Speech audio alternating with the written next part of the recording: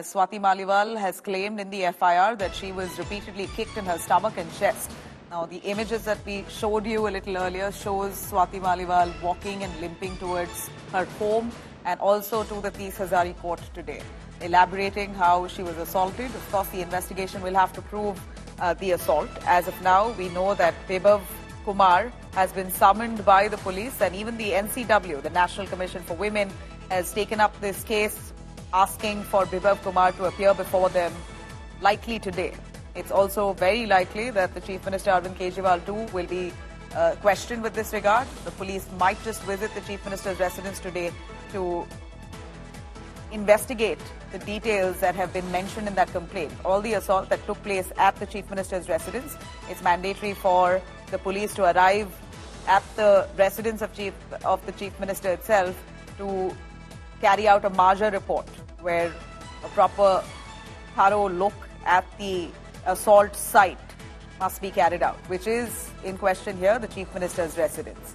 So Arvind Kejriwal is likely to be questioned with this regard as well. These are certainly big allegations against Arvind Kejriwal's PA, personal assistant, who's been accused of assaulting a sitting MP at the presence of Arvind Kejriwal. Now, it's still unclear. Let me elaborate for our viewers here. In the complaint written by Swati Maliwal, the FIR copy, it's still unclear whether Arvind Kejriwal was witness to this entire assault that unfolded in his living room. Though she says that she screamed multiple times and Arvind Kejriwal was very much present in the house. But was he witness? Did he see the assault play out?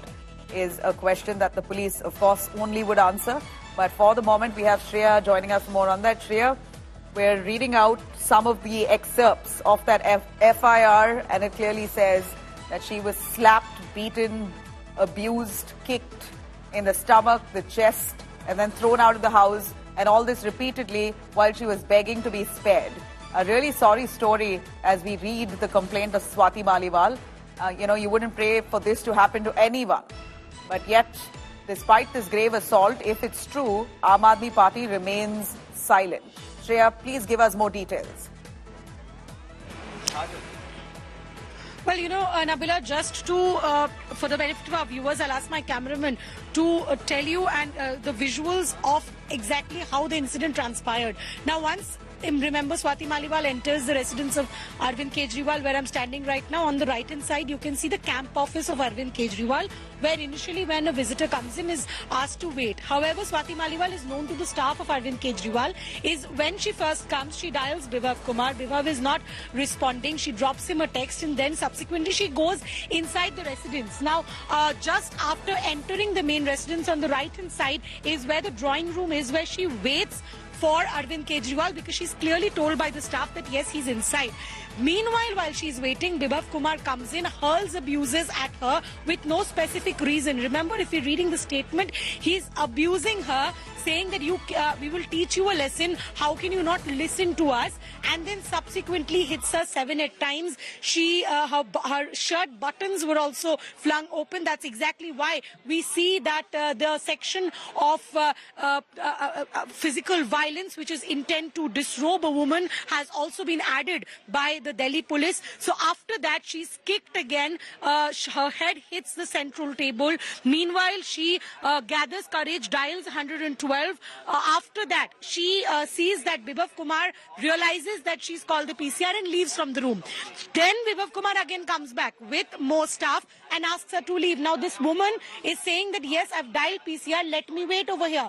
Then also they do not allow her to wait. She subsequently comes out, gathers courage. She takes an auto and heads to the police station. She also writes in the same FIR that I had to wait for 3 days to gather myself before actually coming out with the complaint. She said that this entire thing happened unprovoked to her inside the CM residence, and she hopes that she will get justice. This is a horrific incident that has taken place inside a chief minister's residence against a woman who's represented the DCW, a woman who's a Rajya Sabha MP. This is absolutely shocking for any political party to be tight-lipped, not come out and say what happened, because so far it's only Sanjay Singh who had addressed a day after the incident took place that yes, this happened, but an action will be taken, but nothing of that sort happens. We see Bibhav Kumar roaming roaming around with Arvind Kejriwal for all his political events, while Swati Maliwal was quiet for 3 long days. She was suffering alone.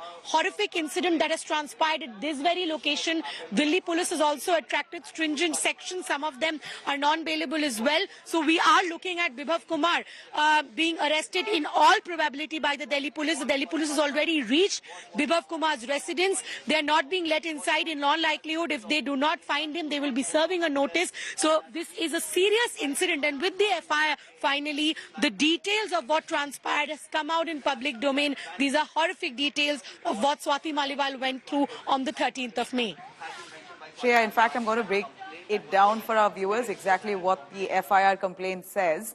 And remember, before I take you through that, Bibhav Kumar was seen moving about with the Chief Minister's convoy just yesterday, 2 days after that assault in Lucknow. While Arvind Kejriwal has been busy campaigning, he decides to take along this very man, Bibhav Kumar, along with him in his car, along with his convoy, wherever he goes. So all the promises of the Aam Aadmi Party claiming that they're going to take cognizance of this case and ensure justice to Swati Maliwal has certainly fallen flat.